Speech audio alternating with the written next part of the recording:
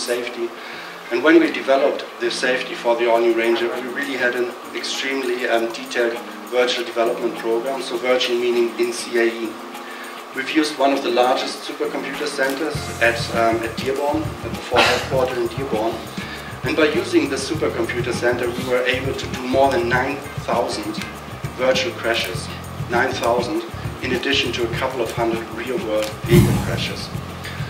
And what that virtual crash testing actually allows you to do is really to have a very detailed understanding of what is happening.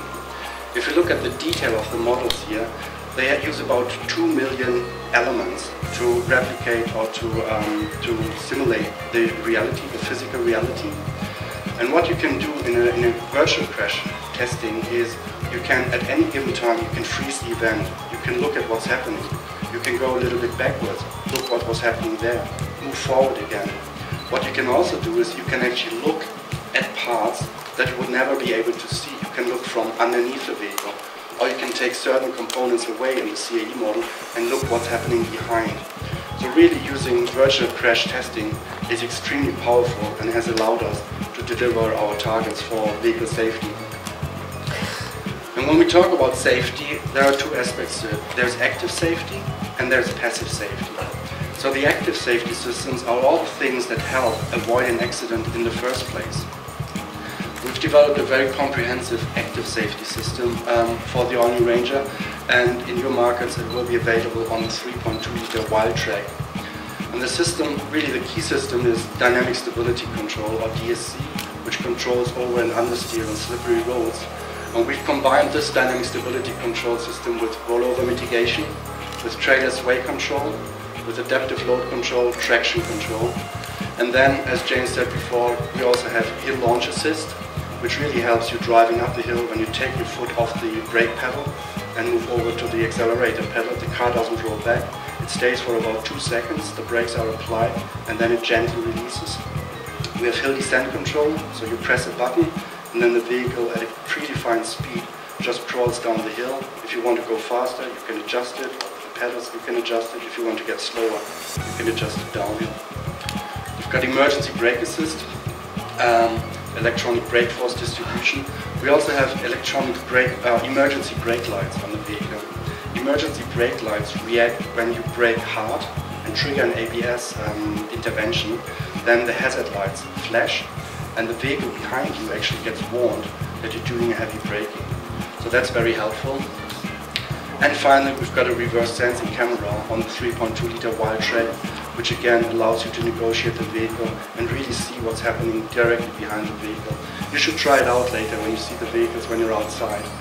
It's extremely cool. The picture is in the rear view mirror, so you've got the real picture and the camera picture in one location. So that's the active safety part of it. On the passive safety side, we've got 3 elements to the passive safety architecture. There's a high-strength passenger safety cell, intelligent crash sensing system, and the occupant protection system. So on the passenger safety cell, the key elements are we use 4 grades of high-strength steel. We really make sure that the crash loads are redirected around the occupant. So in a frontal crash, we make sure the loads go through the frame and the body, or through the side of the vehicle, or through the roof. And ultimately keep a survival cell where the people in the vehicles are sitting, really keep a rigid occupant zone to minimize injury. We also introduced soft material on the IP and on the doors, again, to reduce the likelihood of injuries in case of an accident. The intelligent crash sensing system, this is really about the sensors that tell the vehicle that a crash is happening. So we've got dual upfront crash sensors that are mounted very much forward in the vehicle to give early warning. We've got C-pillar acceleration sensors, so one on each side, and we've got door pressure sensors.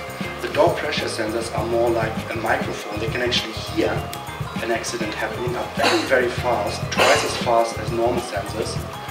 And all these sensors here basically deliver the information to a central crash computer, who then determines what action needs to be done. So in total, we've got 8 crash sensors in the vehicle.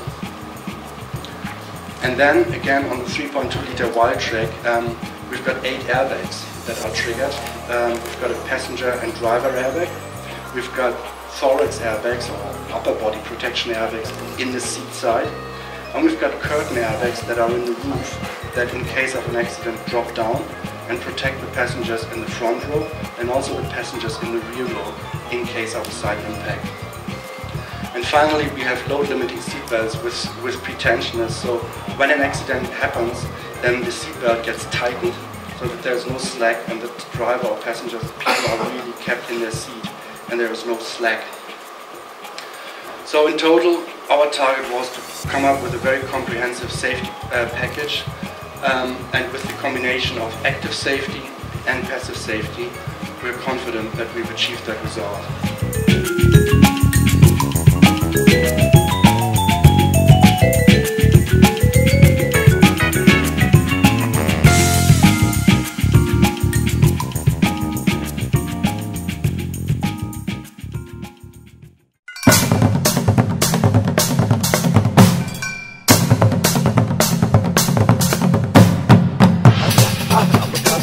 Ya está.